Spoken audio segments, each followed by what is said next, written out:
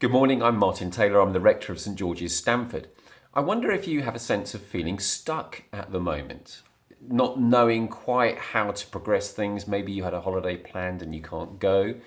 Maybe you had business plans and that has to be on hold right now. Even as a church, we make plans for the future, but things aren't going to happen as quickly or in the same way as they might have done even a few months ago.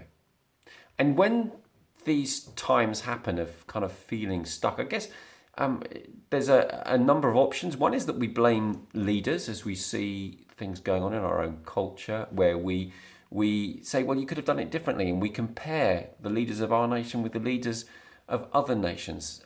That's happening all the time. Maybe another option is to idealize the past, even looking back 2 or 3 months, saying, if only it was like it was 2 or 3 months ago or last year. Another is to kind of fail to count our daily blessings, actually, rather just stopping and saying, well, look at the good things actually in my life today, right now. And then I guess there's that sense where we lose sight of the direction of travel. We've forgotten where we're going. In Numbers chapter 11, Moses, who is the leader of Israel, is in one of the most difficult periods of his leadership. And indeed, the people are complaining about his leadership. They're in the desert. They're given daily bread, manna to eat. But the people are blaming him for their situation. They idealize the past. They say, if only we could go back to Egypt where we had cucumbers and garlic and fresh fish and all of those things, forgetting the fact that they were brutally treated as slaves. They forget the future. They forget actually they're on a journey to the promised land. Good things actually lie ahead for them. And perhaps most importantly of all, they despise the present. They forget the fact, despise the fact that God is giving them manna to eat, bread to eat every day on their journey.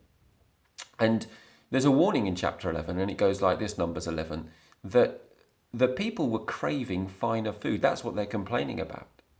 And so God says to Moses, I'll give them what they want. And a wind blows up, a whole flock of quail cover the Israelite camp. The people go out and they hoard all the quail. They put them into pens. They start to eat them. No sooner does the meat go into their mouth than it turns rotten in their mouths, and plague breaks out in the Israelite community. Many people die and they have to move on from that place. You see, what we always want is not always what is best for us.